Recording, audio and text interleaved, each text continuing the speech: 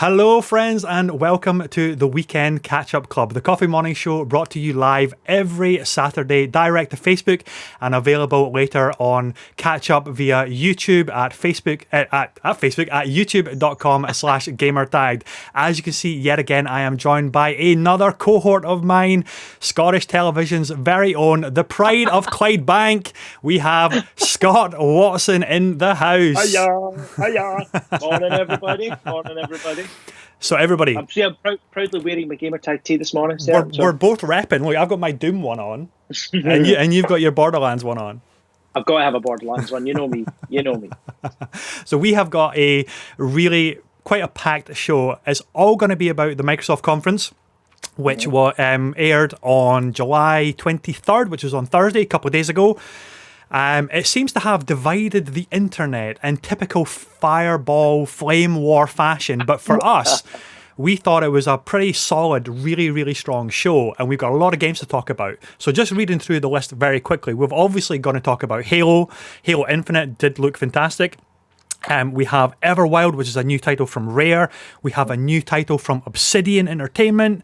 They, of course, gave us The Outer Worlds just recently. And we have a horror game called The Medium by Bloober Team. We have a wonderful titled name called The Gunk by the SteamWorld guys. The Gunk should have been by the Bloober Team. It should have been the Gunk. That makes worse. I know. We have a rather surprising announcement with State of Decay 3, which I wasn't expecting. We had a little bit of an update on Hellblade 2 by Ninja Theory. We had your personal favourite, Mr. Watson, Destiny 2 announcement. So we're going to get into that as well.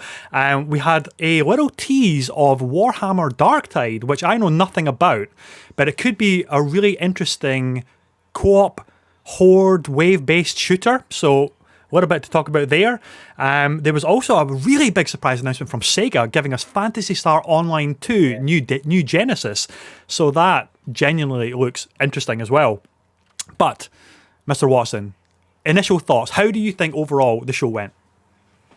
There were peaks and troughs. I do think there were peaks and troughs. I mean, we were having a chat on Facebook Messenger, myself and Ross and the couple of the gamer tag guys. Yeah. And I was raging. Rage is too strong a word. You know, I was kind of going off in my full rage. That's maybe a better way to put it. And some of them, and I'm going back to obviously the main focus of it was Halo. Mm-hmm. You know, and yes. I don't understand all this hate that's been going on since. I really don't. You know, watched it back. You said afterwards, watch it back once it's uploaded on the 4K, 60 frames per second totally on YouTube. Yeah. If you're lucky enough to have a 4K HDR TV, like we've got to do that, it's stunning. I mean that's the strange thing, right? Because everybody's giving their initial impressions based on a compressed YouTube video of a live stream, rather than like a source 4K. I mean, even the source 4K is still compressed via YouTube's compression. Yeah, of course. But of course. when I booted that up, I think it was the next day, just to kind of recap, because I was a little bit not deflated, but a little bit kind of meandering as to my excitement. I mean, we saw it live. It looked fantastic. It looked like a really great Halo game. But I was thinking, does it do enough to drop my jaw and make me want to buy the Series X? And I was kind of meandering with my excitement. But then I watched it back on the 4K feed, and it looks insanely sharp in the scale of it and the audio, because I was watching it through my TV speakers, which are decent. But then I got the Astros on, and you're getting the surround sound audio, and it just absolutely, I think my fillings were rattling with the little, you know, the suicide grunts and everything like that. So that's a tingle of excitement. Yeah. Exactly. So honestly, I'm really excited for that. But again, it's coming out on the series on the Xbox One X and base hardware. So there's going to be like a massive scalability like going on there. So I'm really curious to see what the Series X version looks like playing it in front of you versus what the Xbox One X looks like. And then of course the S version as well. So Microsoft have got this challenge where they've got all of these generational types of hardware that they're going to continue to support. So it's going to be really interesting.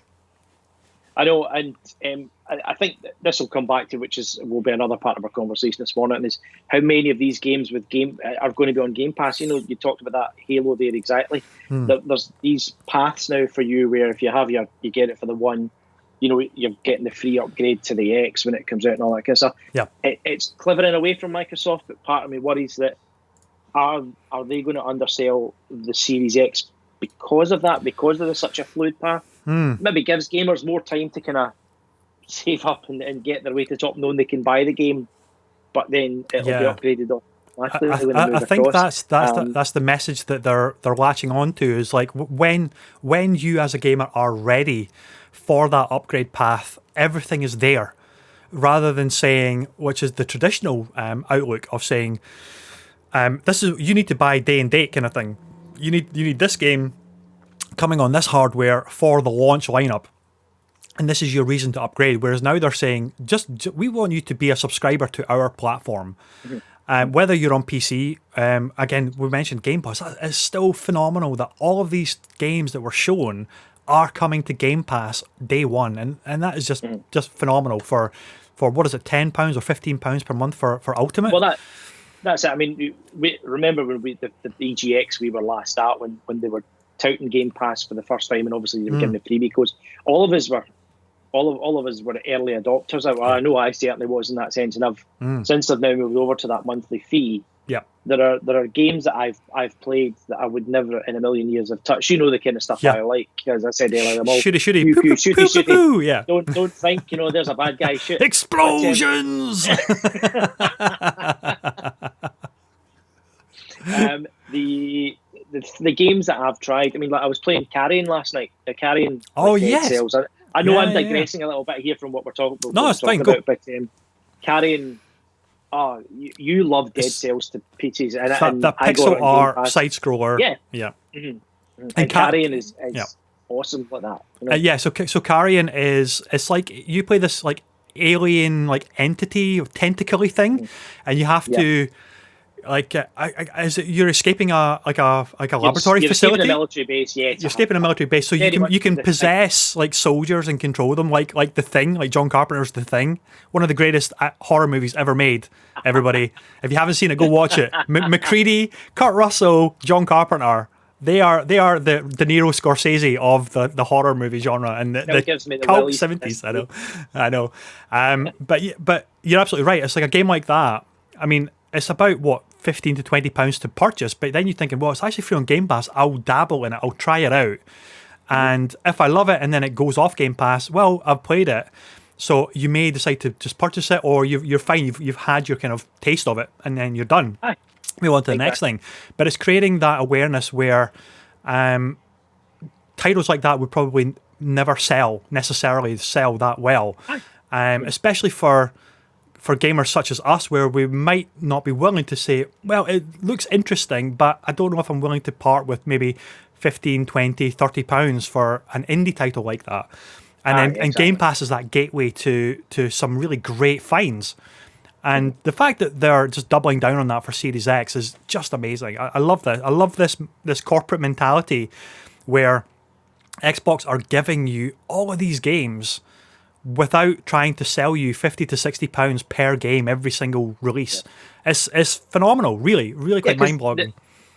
The price point on the PS5 and the Series X games is kind of yet to be confirmed. They're expecting what, your 65, 70 quid. So do you see Game Pass becomes even more valuable from that perspective? I see Callum in the comments just puts $10.99 a month for Ultimate, which to me is an absolute bargain considering the number of games you get to try. And as you see, everything that was on the show, I think everything, am I right in saying everything that was on the showcase is going to be on Game Pass? Everything. They said that at the beginning, like every game that you see is coming to Game Pass. And that $10.99 a month isn't just for Game Pass, that includes your Xbox Live, which used to be $40 a month. Has it ever gone up from 40? It's only recently it's gone up to, I think the past year or so, maybe I might be doing it wrong there, about £50 a month, £50 a year, sorry. Right. You know, but it's still, you really can't argue with the 11 quid. You balance it up and say, what's that? Well, it could be 3 pints in a cheap pub somewhere, I don't know. It's crazy. 4 pints, who knows? A round of drinks for your mates. You couldn't even get a carry out for that. You know what I mean? Your kebab on the way home from a couple of drinks is probably £11. So yeah. And then you cough it up after your night out as well. So then you're out of pocket with nothing to show other than a mess on the floor. Never done that in my life before. So no, never. Honest. No. So skipping sorry, skipping back to the big, obviously the Halo reveal. You were watching it live. We were kind of chatting on Messenger. What do you think that is the comeback that Halo needs to make an impact? I mean, we've still actually seen very little of what the game is going to offer in terms of its systems, in terms of its world, in terms of its multiplayer integration. But just from that reveal, do you think that's enough to kind of get you back into Halo, or in a post-Destiny live service world? Now, it's already been announced that the Halo is not going to be a live service model, but they are going to use this as a platform to add more stories to it, like an umbrella, like the Master Chief Collection is at the moment, rather than chasing the live service model, which is music to my ears, because I really don't like the live service model. But for you, you're a huge Destiny fan. Do you think this is going to get you back into Halo? It's really funny because watching the reveal of this, which is obviously the opening level of Halo Infinite, and it pans out as you're walking around and you see the broken ring and you see the draw distance, and then Chief's obviously talking about the 3 towers and he's taken down. Then it goes to the map, and I started getting goosebumps at that bit because I was thinking, this is going to be like Destiny. This is going to be great. It's going to be a perpetual world where we can just want to do things. I mean, you said, my love of Destiny, and Borderlands to a lesser degree is kind of like that as well, because the gunplay is so tight on those games. For me, if they marry the look and the size that we saw briefly in the demo there with the gunplay, it'll be a match made in heaven. Halo 5 left me really quite jaded. I was very disappointed in it. Didn't even complete it, but the rest of the Halo series, battered through. I mean, Paul's in the chat. He obviously knows his Halo lore inside and out. Absolutely. So the expanded universe is so rich with the novels and everything, and they were integrating that into Halo 5 quite significantly. And my worry there is, if you are they going to miss like a big part of the fan base that never reads the books or never explores the extended universe? Are they going to be lost? Like maybe they were. Maybe they didn't resonate with Halo 5 as much because they didn't understand the wider universe that is explored in the novels. So I'm wondering if Halo Infinite is going to maybe do a better job at trying to unify those two fan bases and knowledge bases as well. I think the only thing I would say in Infinite that I had been hoping for, again, this kind of calls back to obviously the Destiny fan in me, was I had been hoping for Master Chief was maybe going to be your center point, or like the storyteller, and you would have the opportunity to be another Spartan. Yeah, another Spartan class. Where's my thing up there? I like in Reach. Sorry, I had to look back in. Like Noble 6, yeah. Yes, exactly. Where you could have your classes and then you were given your missions, and Chief was driving this. It's supposed to be the end of the war and everybody's falling. And this was us taking it back, taking everything back and kind of gaining control again. So slightly disappointing in that side, but hell, as we were talking about earlier on, I said to you on Twitter, what I noticed on Twitter, somebody was saying that the brutes apparently can pick up the grunts and throw them at you. That alone's a win for me. But that's actually a really good segue into the mechanics that we saw in that trailer, because Chief has a meat hook now from his wrist, and what that really excited me. People are kicking off saying, grappling hook doesn't belong in Halo, yo. So I think you know what? Did a grapple hook belong in Doom? Yeah, the meat hook in the double barrel shotgun in Doom Eternal is absolutely incredible. So you know what? If they're making some concessions to slightly more modern traversal mechanics and reinventing what the Chief can do to move around the environment, I am all for that. I'm all for it. And the Bionic Commando did it years ago. Yeah, exactly. But what I liked is that from that trailer, it looks like you can maybe latch on to any part of the environment, because he connected it to like a bridge, and then he like kind of lassoed up. So I'm really interested if it's not just like set points, which is going to make the combat feel quite stilted. If it's any part of the environment, and of course the enemies as well, and objects, like he pulled one of those energy canisters toward him and then he threw it at the turret. So the combat opportunities, and Paul's mentioning there about legendary is going to be interesting. Well, I mean, just normal I think is going to be interesting enough for me, but it's going to opening up new exciting kind of combat scenarios, and that is going to make it feel like so fresh and so reinvigorating. I'm excited for it. I'm excited for it, and of course the scale of it as well. If it is proper, it was just a hint of, is it going to be open world? Is it just going to be big environments that are more like biomes or like hubs? But if it is a full open world like Halo Ring, then man, that's going to be awesome. That's going to be really awesome. Cannot wait. Yeah, cannot wait. And you get to play it on Game Pass. Well, that's it. I had really hoped that at the end of that they were going to say, and the demo of the first level is now available if you download it. Wow! Well, see when that holding screen just opened up that said press start to begin demo, I thought, is this going to be like, are they going to put it on the store? We can play the first level. Sadly, not to be, but anyway, it was a nice tease. It was a really nice tease. Anyway, next up, I'm going to talk about, or I want us to talk about, Obsidian Entertainment, new acquisition, of course, for Microsoft Game Studios, gave us, arguably, this is going to be controversial, arguably the best Fallout game with Fallout New Vegas. I know it's controversial, but I'm sticking by it. And they actually gave us, not the best. Yeah, it was a Fallout game, beg your pardon. And then they doubled down on bettering Bethesda at a Fallout game with the Outer Worlds. Worlds, yeah, the Outer Worlds. And I have to say on that, that was one game when it first appeared in Game Pass, I lasted 10 minutes in it.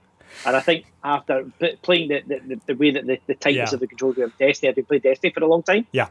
And I went to Outer Worlds and I went, oh my God, this is horrible. And I quickly uninstalled it.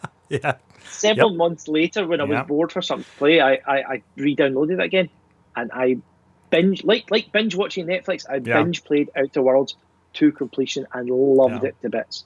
You're right. It was like it was another Fallout. It was it's that kind of crossover between like Firefly the TV show and Fallout, like, because it's in space and everything. You're on other planets and it's fantastic. The writing is so sharp in it as well. The characters, and it's surprisingly not that buggy, which is really interesting for such a big game.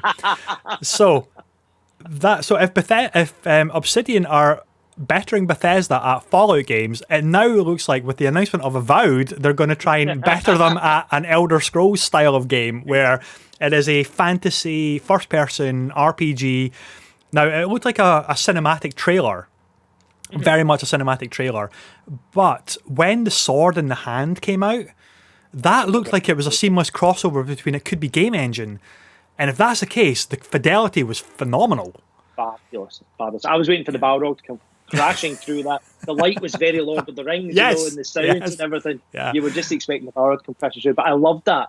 The whole the bit, and apart from the fact, as you say, the sword was like, this is great, runes and everything. Yeah. The next thing he does the whole thing with the hand, and I thought, okay, I'm into this. Yeah, I'm into this. So they're going to outdo Bethesda again at their own game. I think so, and that could be a long way away. But it's something that is super exciting to look forward to, and I can only assume that's an exclusive, obviously, because they're now fully owned. Excuse me. Yeah, they're now fully owned by Microsoft, and that's going to be awesome if they have their own in-house equivalent of an Elder Scrolls title that's just for the Xbox platform. Aye, that is wild. That is going to be super wild. Now, speaking of wild, Rare have finally made a comeback with something that I am excited for. Now, I know Sea of Thieves has got a really loyal, really popular fan base, but it never clicked for me. And I was still reminiscing of the N64 era of Rare. You know, Banjo-Kazooie, Perfect Dark, the golden age, for me anyway, the kind of golden age of console gaming. Yes. But they announced a title called Everwild, and this is absolutely right up my street. The art style was like Avatar: The Last Airbender. Yeah. It just looked beautiful. There's this maybe like symbiotic relationship between the animals in the world helping you to overcome puzzles, maybe combat elements, maybe settlement building. Who knows? It's still very much up in the air, but it just looked so good. Exactly. It had, I don't know whether I get kind of vibes of Okami type thing in it. I don't know, but it was the first thing we all commented on Thursday was the art style of the game is mind-blowingly good. It's beautiful. It is really beautiful, stunning, and it's beautiful. Now, I as you said, the kind of games you like, it's going to be right up your street. Is it going to be right up mine? I don't know. If the combat's good, it'll be up your street. Yeah. If it's on Game Pass, again, you can try it out. That's it. You can try it out. Yeah. It looks beautiful without. Again, with a lot of these games on the show on Thursday, it looks great without actually seeing any gameplay. Yeah. You know, the proof's in the pudding when it comes to gameplay, but the art style alone is stunning. Yes. Beautiful. Could not agree more. And it's rare. You know, it's rare, so they have a strong pedigree. So. That's just their pedigree. Now, I'm getting heckled in the chat by Callum because of my dismissal of Sea of Thieves. And I know what you mean. It's super popular, but it's I don't know. It's had so many updates. I couldn't get into it. Yeah, I mean, you guys played it at EGX a couple of years ago, and it was the funniest thing I've ever seen in my life. Especially when we remember Callum Petrie, and you know, Callum, I'm sure will share the video again of them all singing. Chicken oil. We're all off the chicken oil. It was brilliant. When you're in a group like that, you know, LAN parties, if anybody's old enough to remember those, like us, you know. LAN parties, man. Yeah. Things, I know they still do bigger scale LAN parties, but Sea of Thieves, like you, Ross, I couldn't get into it because you have to have that persistent time of a set of you playing together. Yes. Because it's right at the start, and it's obviously really changed. There were so many griefers, and I know it's part of the game. You either live with that or don't. Yeah. I couldn't cope with it. Leave me alone. I just want to sail my ship. Exactly. That's the guy who plays these games on easy, like you know, for the story. How dare you, sir? How dare you? Easy? I need baby mode, exactly. Yeah. Just give me a tourist mode, actually. Tourist modes are great. So Cal, I'm sorry, we're not dissing Sea of Thieves. It's just we obviously weren't good enough to play it. But again, as you said, Game Pass day and day, so it's easy enough to just try it out rather than saying, okay, I'm gonna have to save up maybe £60 or $60, squirrel some of that stuff away to save up for all of these games, because a lot of them did look really great. But it's Game Pass, so you just got it there. I do worry that, as fantastic as Game Pass is, we've kind of chatted about this before as well, does game releases have the same kind of hype and impact knowing that it's coming to Game Pass rather than saying it's a big sales push to, I guess, like drive sales? Is it going to be is it going to be long-term detrimental to the sales of these games or the popularity of these games, or is that a worry that Microsoft is just not bothered about at all? Whereas, you see Sony come out to say fastest selling new IP that our first party studios have announced. These big headlines help drive a platform and drive the importance of a new exclusive title. Whereas Microsoft don't seem to be going down that rabbit hole at all. They just want people on the platform and as many people to get access, which for a billion or $1 trillion corporation, the mindset is unfathomable and phenomenal. It's a very, very, as you say, it's a very, very different mindset from Sony, because on the one hand, Sony could be going, new IP, 65, 70 quid. Microsoft going, brand new IP, £11 a month. You get access to it right away from day one. Yeah. It's wild, £11, £70, they have very different ways of approaching the market, which is no bad thing. I think it's great because it at the end of the day, it gives everybody choice, and that's without us even.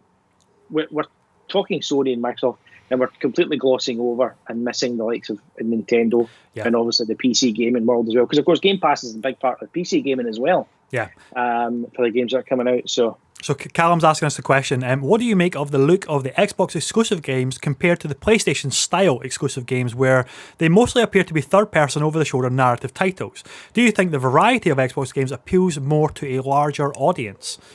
Oh, It's too early in the morning to be asking different questions like that. Come on. Well, I've only had I know one coffee. personally that those third person or first person heavily narrative games are the type of games that I gravitate toward, like the Outer Worlds, like Ghost of Tsushima, which I'm in love with at the moment, like the Uncharted, the Tomb Raiders.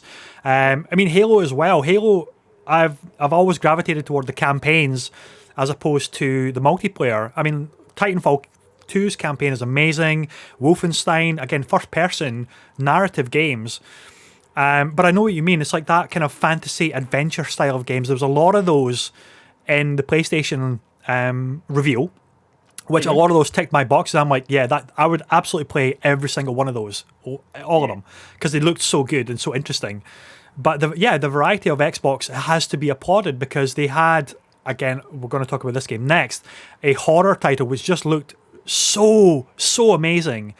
And then you've got something like State of Decay, which, yes, it's a survival zombie game. The genre is feeling quite tired now with that. But it's a co-op survival game, you know, base building, all that kind of stuff. So it's different kind of subgenre. Racing games, I'm not really bothered about, but Forza's huge for them. But they had a lot of like indie experimental titles as well. So I mean, the variety, it can only be a good thing. Absolutely. I can't add anything to that. You've put it all together so succinctly there, mate.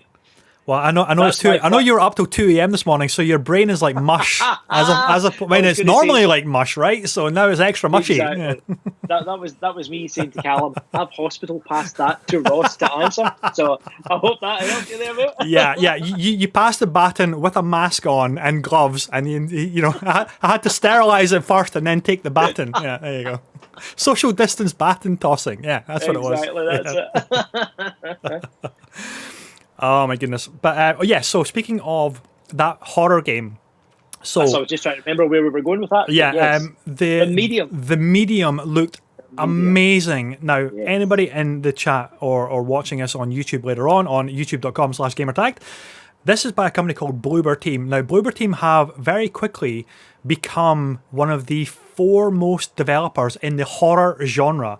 They came out with Layers of Fear, which is amazing.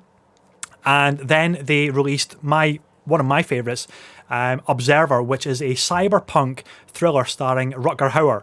And I've been harping on about this for a couple of years now. And it's actually getting a Redux remaster for Series X on launch, everybody. So it was on Game Pass as well a while back. It was on Game Pass as well. And it is really, really good. So Observer is about hacking into people's or dead bodies' memories and finding out how they died. And it is a super trippy cyberpunk horror game, and it is well worth checking out. Now, with that pedigree, they are bringing us the Medium, and what blew my mind with this is that it is simultaneously rendering dual realities. So I don't know how this is going to work. If it's like that's nuts. That just sounded a nuts statement. You said that. I mean, imagine it. Dual realities. Yeah, so it's not like, I mean, games have done it historically in the past where you're jumping between the time frames or the dimensions. You know, Soul Reaver used to go into the spirit world. You know, we mentioned Titanfall 2. There's that level, that amazing level where you're jumping back in time as you're doing the platforming. Phenomenal piece of level design. Dishonored 2 has a mystical artifact that you can hold it up like a shield, and then you can see into the past where you pan it around the level. So that's nothing new. But what is interesting about this is that it is literally side-by-side split screen with one dimension and another dimension, or one reality and another reality. Now, what I'm thinking is that you control both simultaneously, but so think of it as you're playing just your character, you're a single character moving through the world. But instead of a single character, it's both characters doing the same things, the same actions, but the environments are just rendered with a different kind of skin. I don't know if that's accurate or not, or if it's going to be two player. Can somebody else play the second reality? That would be amazing if it was like A Way Out, where the second person plays the second reality, and you have to work together to. I don't know. It could be anything. I know there was one thing that it also reminded me a lot of. It was Silent Hill as well, with that the varying degrees of when you're changing realities. Soul Reaver was something that came straight to mind, and I wish for the love of God somebody would do a remaster or remake of Soul Reaver from the ground up. Amy Hennig anyway. must be free right now, right? She, the Star Wars game at EA got cancelled. She must be looking for a new project. Get Legacy of Kain back on the go. Exactly. Kain was a great baddie. Anyway, sorry, I digress again. The medium, the whole feel of it was creepy, not jump scare Resident Evil type thing, but proper creepy stuff. Now, it will be very, very interesting if the game mechanic is you have to control her side by side. It'll be mind blowing actually if that is the case. Rather than, I'm not sure if two separate. Well, I don't know. There's so much unknown at the minute, which is exciting, because it's like a new kind of way of playing a game. I think could be around the corner with that. So it'll be very interesting to see what they do with it. And what was interesting about that one, that is a game where you can see has to be a Series X game because it's rendering these two worlds simultaneously. So it needs that extra grunt, that oomph that the Series X, all those teraflops are gonna give under the hood of the Series X to render them at such a high fidelity in real time, like side by side two worlds, and that made me think about games that are really going to not be possible on the current generation of hardware based on the reveals, the PlayStation 5 reveal and the Xbox reveal. And the only one that really kind of stood out on the PlayStation 5 reveal as really not being possible on current gen was actually Ratchet and Clank, where you're seamlessly jumping through portals and it's that zero loading of both consoles have obviously got the SSDs. You're literally transitioning through or into other worlds seamlessly, and that is the kind of thing that, and obviously the dual realities of the medium. These are the kind of experiences that are going to be super special and super mind-blowing for the next generation of hardware. Could not agree more. Callum just actually picked me up on Kain there. You're absolutely right, Callum. Kain was an anti-hero, not a baddie. Anti-hero. I do apologize because he's actually one of my favourite gaming characters. Now I'm trying to admit it's Azazel, isn't it? Raziel, for Christ's sake. Raziel, jeez, oh my goodness. Azazel is from X-Men First Class, Azazel. I need another coffee. Oh dear.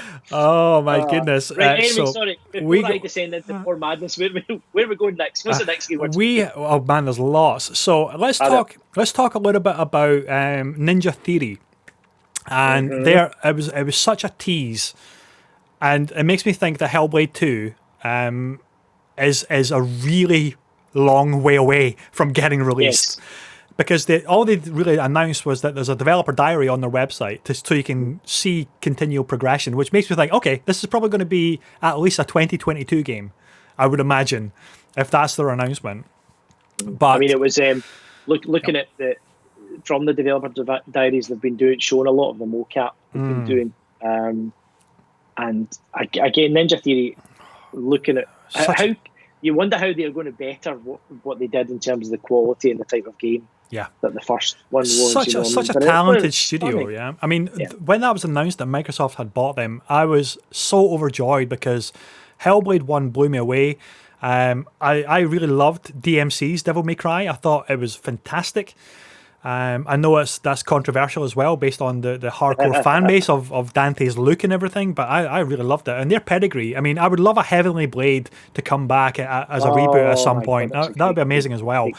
But their motion capture and their audio design of the first Hellblade was groundbreaking for such an indie title. Yes, it was short, and yes, you can argue that it's just like a walking simulator, but as an exploration of like mental health and the way they fused that with Norse mythology and like the runes for puzzle solving, it's such a rich world and backdrop to explore all that stuff. And Hellblade 2, I can only assume they're going to maybe blow it out so it's a bit of a bigger game. Hopefully not too big, because you still want to keep that amazing performance and that what's the word? That kind of claustrophobic sense of like, mental anguish and everything, that especially you get in the audio design.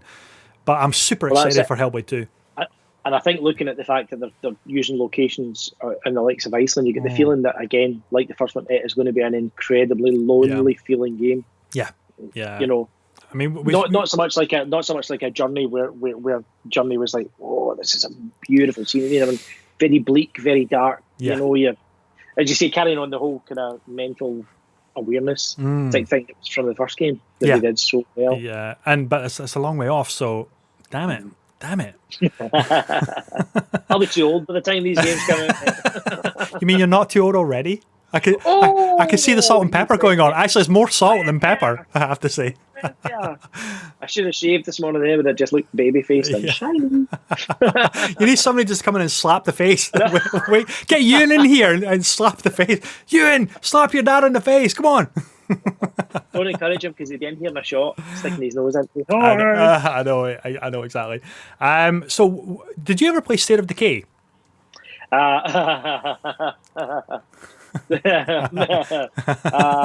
That was a 5-minute thing, and I went, "Oh my god, the controls are awful!" And I instantly deleted it.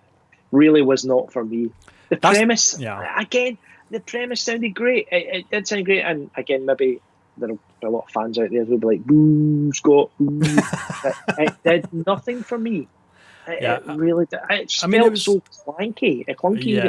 Yeah. I mean that it was the premise for me was interesting because we haven't really seen a community building zombie game that much in the genre. And I was excited for it because I was like, oh wow, it's Sony first party, third person like zombie community builder where it's survival horror elements as well. I was excited for it. But then, like you, I jumped in for State of Decay 2. Yeah. And it was just so jank. And it was so buggy, and I thought, oh, okay. And I never went back to it after the launch day. And I know it's been improved, but I was really surprised at the announcement of State of Decay 3 because I wasn't aware that State of Decay 2 was in such a good enough position to warrant a next generation entry in the series. And maybe I'm wrong. I could be wrong. You may well find that again that this is going to be another one that is going to be probably a way off because I am assuming that was a movie scene rather than some kind of in-game. Totally. It was definitely like a cinematic. Cinematic. Yeah. And I'm hoping that. I mean, that's like a very old way of promoting video games. We used to get this amazing. I remember Final Fantasy games way back. We had this incredible cinematic view, and then you got this really shit graphic when it came to gameplay. It's like Where's my cinematic that looked amazing and full motion video? This kind of polygonal type, spiky hair type guy, after seeing these beautiful cinematics. Exactly, I know. So it'll be interesting to see what State of Decay 3 can actually do. Are the team going to expand or tap into the expertise of the other Sony first party studios to try and raise the quality of that series? Because I do believe it could be a really great IP for them, but it just needs to raise the quality level way up. And that's it. I think if the controls were, in terms of a game, as you say, all it needs, the controls need to be really tightened up, really tightened up. Yeah. And then you get the basis. I was like, you get the basics right first, and the rest should get built around about it. So Yeah. We keep our fingers crossed for that. And so again, Game Pass, it means I'll delve into it and I'll have a try. I'll give it another look. Yeah, exactly. And that's the great thing about Game Pass. We're going to keep coming back and trumpeting Game Pass as much as possible because it just shows that you can just sample stuff as much as possible.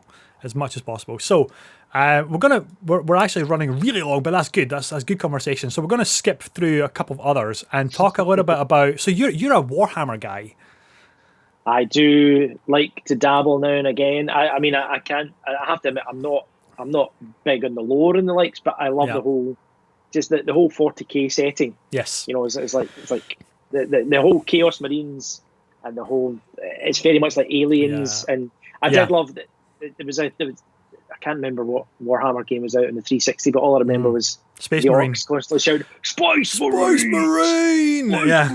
Yeah. And I loved that. That was a great game. That was a really great game. It was, and I think I noticed Callum earlier on saying it looks like the Warhammer 40k version of Vermintide. That this is what's coming out. Yeah. But I saw it. The Warhammer pages, their site had showcased this trailer for the PC. Now I can't remember if they're doing an animated series. To run alongside it. Callum maybe knows a little bit more about that. He might correct me in the chat here about that. Yeah. But it does. It looks amazing, and if the gameplay matches the cinematics like that there again, given the kind of hardware we're into now. Yeah, so it could be really special. This has got me interested because I own it, but I've never played it, and that was the one that came out a couple of years ago called Deathwing, like the Warhammer Deathwing, which was you played a Space Marine type of class, and it was Left 4 Dead Warhammer. Yes. Yes. But I've never played it because I foolishly got it on PlayStation, and I have nobody to play with on PlayStation. my gang is all on Xbox, and I've no idea, because remember it was the trailers years ago. It looked amazing, and then it was announced as Deathwing, and so I immediately got it as soon as it came out, but never played it. So I'm really curious as to. Was that the top down? No, it's a first person. It's a first person horde based Warhammer game. But you play as like this giant hulking space marine character, and you have classes and everything. And I'm curious as to, like, is Darktide going to be somehow connected to that, or is it just totally different entirely?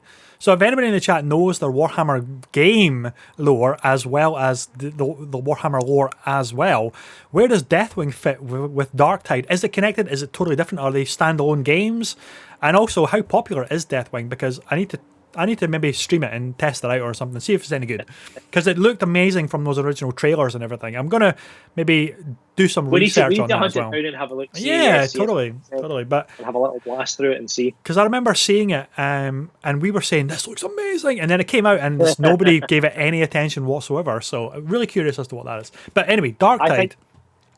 Yeah, I was going to say, I think Callan's right. It was based off the board games, if I remember right, Callan. Oh, maybe, yeah. But anyway, it looked like it could be amazing. And in the absence of a really good Left 4 Dead, then that genre is kind of crying out for something really amazing, first person, horde based. That's just like relentless. Isn't that what Grounded's going to be though? Yeah. Honey, I Shrunk the Graphics. Yeah. Oh my goodness. Grounded looks like it's got. I know. Grounded looks like it's going to be a little bit silly fun. It's going to be fun, I think. Yeah, it's going to be fun. And I think everybody in the chat that saw that, and everybody, like I said to Jess as well, oh my God, they've actually done it. The crazy sons of bitches have done it. They've made a Honey, I Shrunk the Kids video game. And hey, Game Pass, so totally going to jump in and try it, you know? Exactly. Listen, I've already got it pre-installed. So, you know, it'll either be a lot of fun or it'll be like, what? Exactly. Oh my God. And what did you think about the Crossfire campaign? Now, I downloaded they were doing a beta a few weeks back. Of the multiplayer. Of the multiplayer, because they touted it as a COD beta type thing, and you know it was okay. Yeah, it was okay. I've heard it's a bit rubbish.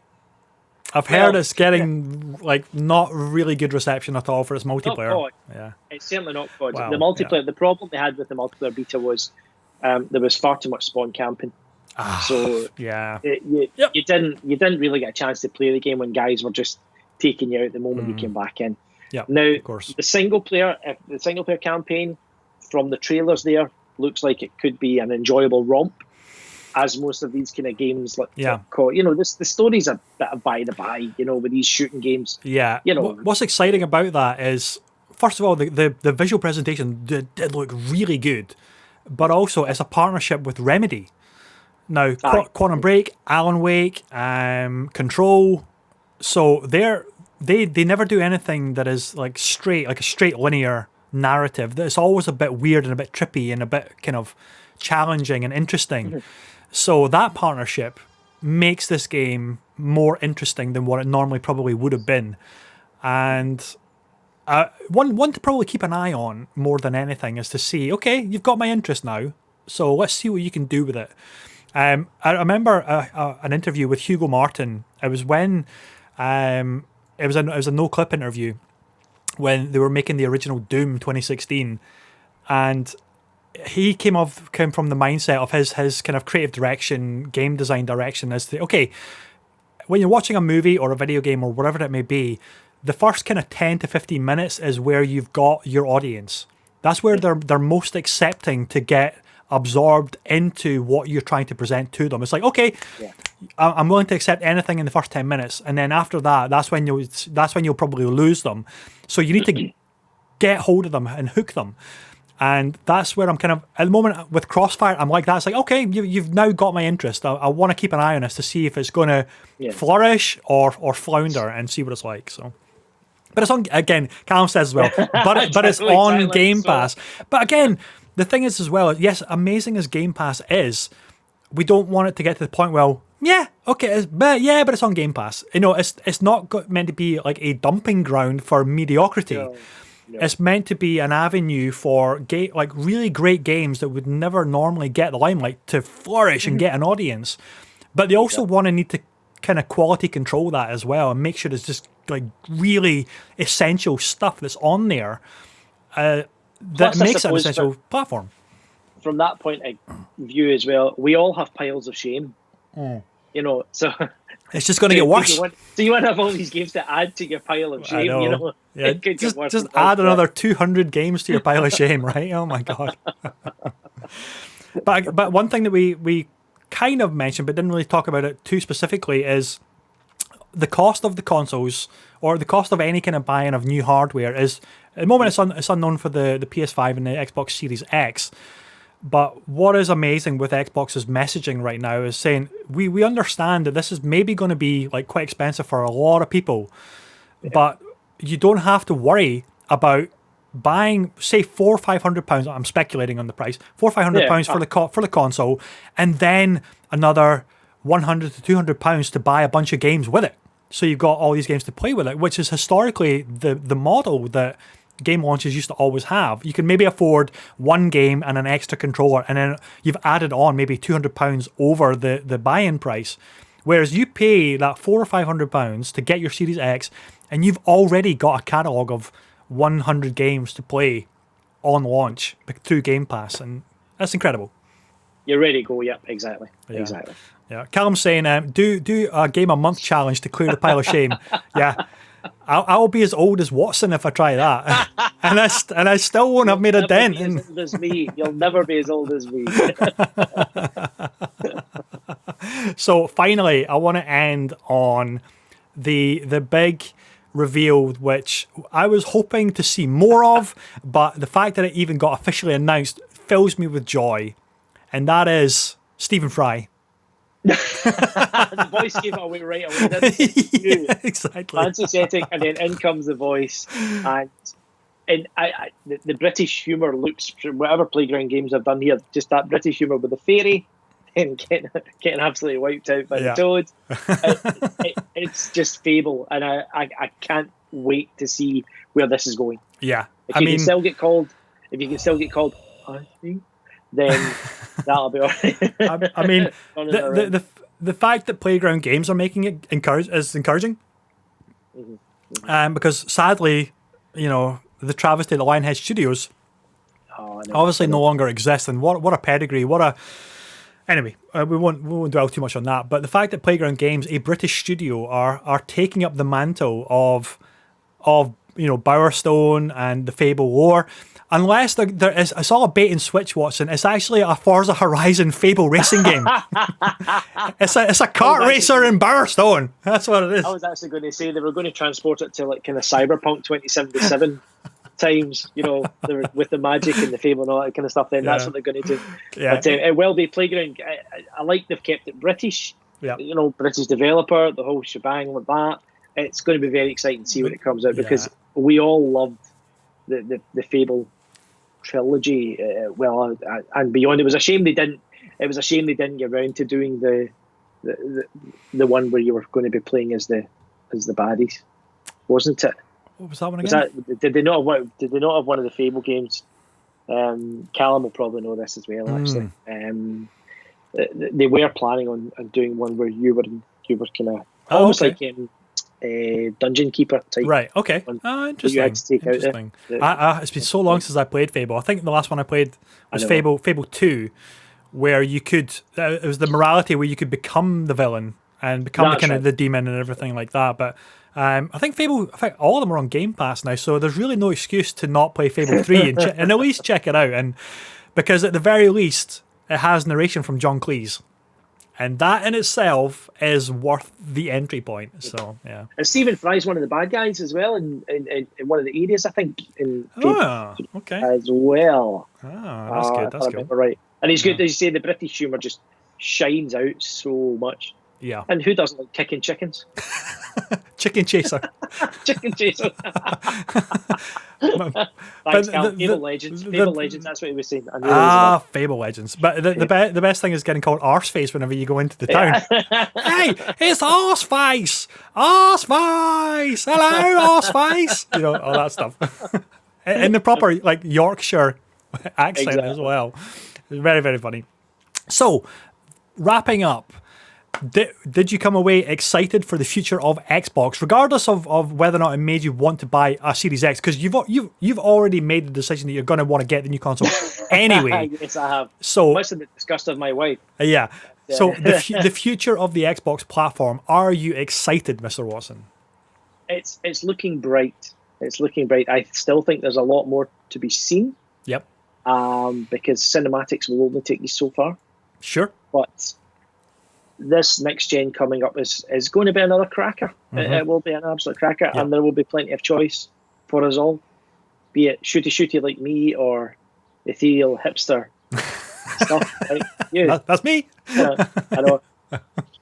So just before we finish up, then Paul's going to get probably upset because we've not even mentioned like Ori coming out in 4K at 120 frames per second. That's just I forgot about that as well. It's like okay, it's already beautifully smooth at 60 FPS, and I've been playing through the new one. I just finished the first one, and stunning. They're easily two of my favorite games this generation by far. Is just how beautiful they are and how much fun and competent the platforming is. But I can't. Are old cataract eyes going to be capable of seeing 120 frames per second? Really? 120 frames per second will make my eyes bleed. Exactly. I need a 120 frames per second eyeballs for this kind of stuff. Can I get glasses upgrades, maybe? Jordan Lord in Star Trek, wasn't it? You know? I know. That is the future. That is the future. So, on that note, everybody, I want to say a massive thank you to Mr. Watson for joining me. As a long one today. We're double our normal kind of time frame, but that's fine because it was a big show. It was all about the Xbox conference. Ladies and gentlemen, if you have enjoyed today's The Weekend Catch-Up Club, then please remember to give us a like, give us a share. And if you're watching on catch up on youtube.com/gamertag, please hit that subscribe button, hit the notification bell so you'll always be notified as to when a video goes live. And if you are interested, join our online community where you can see this live and interact with us directly every Saturday at 10 a.m. But for now, everybody, take care, have a great week ahead, and we'll be back next Saturday for more Weekend Catch Up Club. Take care. See you guys. Bye.